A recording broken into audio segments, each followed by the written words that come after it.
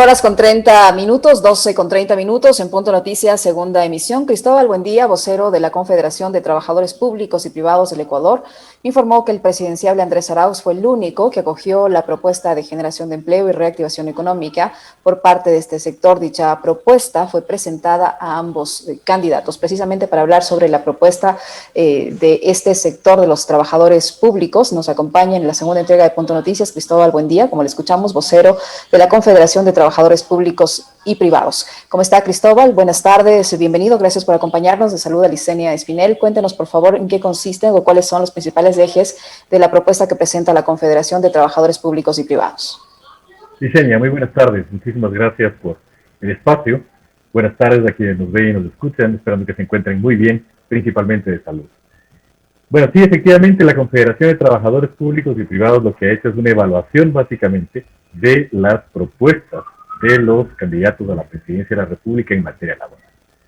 Y adicionalmente hemos planteado algún tipo de propuestas para que obviamente sea incorporada dentro de los planes de gobierno de los candidatos. En el caso del análisis de las propuestas planteadas por los candidatos, hemos podido verificar, por ejemplo, que la propuesta del candidato o del binomio Lazo-Borrero, me parece, básicamente en materia laboral se sustenta o se basa en la posibilidad de generación de empleo a partir de la inversión extranjera. Así se lo plantea muy escuetamente en su plan de gobierno. Lo cual para nuestro análisis es una propuesta bastante etérea, bastante general, que es muy poco probable que efectivamente se lleve adelante, dado que la aplicación de esta posibilidad no depende solamente de decisiones por parte del gobierno, o no depende solamente de la gestión, en este caso de la presidencia de la República, sino que para que las condiciones, o para que el tema de la inversión extranjera se genere, hay una serie de condiciones que se deben cumplir. Temas de riesgo país, temas de carácter geopolítico, hoy con un escenario de pandemia aún no resuelta. Creo que es muy difícil que efectivamente este tipo de propuestas sean reales ya en la práctica, lo cual nos hace concluir que estamos frente a una propuesta etérea, una propuesta que no necesariamente tiene un componente de realidad y que seguramente luego de 4 años, si es que reciben el favor del voto, veremos que será una propuesta incumplida. Es decir, solo es una oferta más de campaña, Cristóbal, no tiene viabilidad. Así es, porque la generación de empleo, vuelvo y repito, implica principalmente inciden factores más de carácter interno, que generan las condiciones macroeconómicas y microeconómicas que efectivamente fomenten la generación de empleo. El hablar solamente de un tema de inversión extranjera como motor o como impulso para la generación de empleo es un todo y es un nada en la realidad. Por tanto, vuelvo y repito, al evaluar esta propuesta en términos de gestión del Ejecutivo, vemos que las condiciones que efectivamente posibilitan un tema de estos no solamente dependen de ellos. Le pongo un ejemplo. La banca pública internacional evalúa el tema del riesgo país. Esa evaluación riesgo país no depende de una decisión del Ejecutivo. En lo absoluto. Lo hacen entes internacionales con la suficiente autonomía y poca dependencia de las decisiones internas del Ecuador. Por tanto, repito, es muy poco probable que una oferta de campaña de este tipo se vea reflejada en la realidad.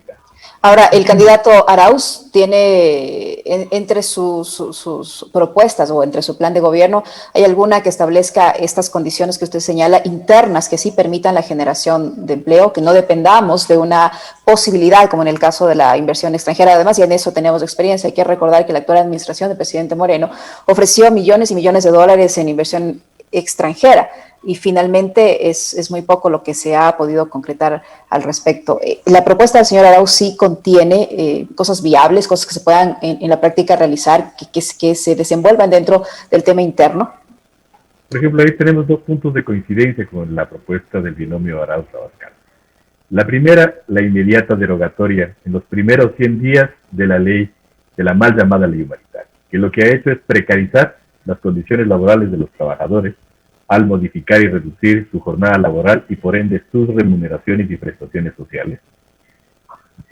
Primera coincidencia, que eso sí depende del Ejecutivo. ¿Por qué? Porque el primer promotor de una iniciativa legislativa es justamente el Ejecutivo. Y más aún cuando esta ley fue tratada bajo el esquema de económico urgente. Y creo que un tratamiento de este tipo podría efectivamente llevarse a la realidad una propuesta en este sentido. Adicionalmente, por ejemplo, se ha planteado un impulso importante al emprendimiento y a la innovación, que son efectivamente los motores de la generación de empleo.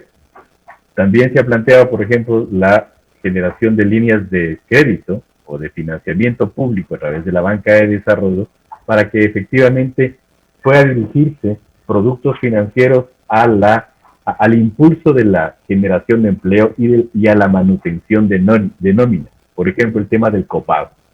El copago especialmente para los jóvenes, ¿no?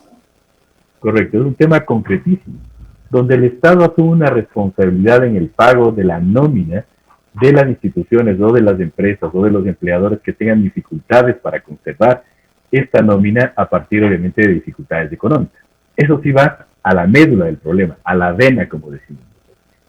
Y para generar nuevas plazas de trabajo, por ejemplo, hay una iniciativa que lo planteamos desde la Confederación de Trabajadores Públicos y Privados, que es la generación de un producto financiero, que su tasa de interés vaya disminuyendo en proporción al aumento de la nómina que un empleador vaya a realizar. Es decir, si es que arrancamos con 10 trabajadores e incrementamos a 15, y el crédito inicialmente estaba contratado al 20%, que se permita, por ese hecho de aumento de nómina, bajar la tasa de interés, no sé, a un 15%, a un 10%. Es decir, implica un estímulo, un incentivo para que efectivamente el empleador contrate y a partir de eso genere mecanismos financieros más blandos y de mayor flexibilidad que le permite efectivamente generar producción. Producción que a partir de la generación de empleo se va a generar consumo. Creemos que es un dínamo, un círculo virtuoso de la economía que efectivamente nos va a permitir reactivarnos cuanto antes. Cristóbal, ¿ustedes han podido hablar con el candidato o con gente cercana al candidato respecto a este tema del empleo, también dirigido a estas personas que durante la pandemia o antes de la pandemia han perdido su trabajo, y sobre todo personas que están sobre los 45 años o que estaban a punto de jubilarse, que pertenecían a empresas que aprovecharon la pandemia para despedirlos sin un centavo de indemnización y obviamente bloqueando su derecho a la jubilación? Y que están condenados, si no consiguen un empleo ya rápido, condenados a la miseria en los próximos años. ¿Han planteado usted o a través de su organización alguna propuesta respecto al tema de la jubilación? Por supuesto que sí, el tema de la universalización de la jubilación patronal, por ejemplo. Hemos planteado el hecho de que personas, hoy la ley, ¿qué es lo que nos dice? El trabajar para un mismo empleador durante 25 años permite a una persona contar con una jubilación patronal, lo cual hace que apenas el 5% de la fuerza laboral logre ese objetivo. Nosotros, ¿qué es lo que estamos planteando? Un concepto que ya está en la Constitución desde el año 2008, pero que no se lo ha aplicado, que no se lo ha desarrollado, que es la jubilación universal, que implica que un aporte del empleador de un valor menor al 2% de la remuneración del trabajador a una cuenta individual, a un fondo, que independientemente del sitio donde el trabajador desarrolle sus actividades, una vez que cumpla 25 años de trabajo, lo pueda retirar en el momento en que ya sus días de labores terminen. Eso de aquí al futuro. Pero para lo que ha ocurrido en esta pandemia, en el caso del sector público, nosotros hemos planteado la inmediata reincorporación de las personas que fueron desvinculadas a partir de la cancelación, por ejemplo, de los nombramientos ocasionales o de los nombramientos provisionales o los contratos ocasionales. Dado que esto fue simple y llanamente un machetazo, sin ningún tipo de evaluación, imagínese usted, en pandemia se desvinculó a personal de la salud, en pandemia, cuando el sistema público fue el que efectivamente soportó esta crisis sanitaria. Entonces, inmediatamente la reincorporación de estas personas para fortalecer los sistemas tanto de salud, educación, seguridad, que efectivamente son responsabilidad del Estado. Y en el caso del sector privado, el que el Ministerio del Trabajo, ahora sí, cumpla su función. que inmediatamente entre a hacer un análisis prolijo de lo que sucedió, por ejemplo, en la reducción, modificación de la jornada laboral y del salario de las personas, para ver si es que se le aplicó bien. Por ejemplo, para ver si es que la aplicación del artículo 169.6 del Código del Trabajo fue legítima o no, y que se pronuncie el Ministerio al respecto, y que se apliquen las sanciones del caso, por ejemplo, las multas que deberían haberse impuesto a estas personas, a estos malos empleadores que actuaron de esta manera. Creemos que así se va a sentar un importante precedente para que, número uno, no vuelva a ocurrir. Y número dos, para que efectivamente se reconozcan los derechos que fueron vulnerados de cientos de miles de trabajadores. Hablamos de casi 700.000 personas. Así es, Cristóbal, pero para que esto en la práctica se concrete también habrá que hacer un llamado a la función judicial, porque hay muchísimos casos de trabajadores que han llegado a litigar por sus liquidaciones, por sus indemnizaciones, y resulta que cuando uno va a la audiencia, el secretario dice, coja nomás lo que le den, peor no le van a dar nada en este momento de pandemia, algo es algo. Y terminan los jueces o haciéndose al lado del empresario o recibiendo por debajo dinero para beneficiar al empresario. ¿Qué garantía tendrían los trabajadores en ese sentido de tener un proceso judicial, laboral justo, que reconozca sus derechos? Yo creo que es importante predicar con el ejemplo, es decir, hacer lo que a cada uno nos corresponde y hacerlo bien. Si es que tenemos una institucionalidad pública, en el caso del Ejecutivo, un Ministerio del Trabajo cumpliendo su rol, ya las otras autoridades efectivamente van a poner un poco mayor de atención sobre lo que deben hacer. Número uno. Número dos, el aplicar obviamente una difusión importante de lo que significan los derechos de los trabajadores, que ellos conozcan efectivamente lo que merecen y cuáles son los mecanismos adecuados para que esos derechos sean reconocidos por parte de la institucionalidad pública, y hacer un ejercicio político, no de intervención o de injerencia, sino un ejercicio político de vigilancia sobre la actuación de los poderes públicos, en este caso de la función judicial. Creo que un liderazgo político en ese sentido podría efectivamente dar buenos resultados frente a las posibles inconductas que se puedan dar en este sentido.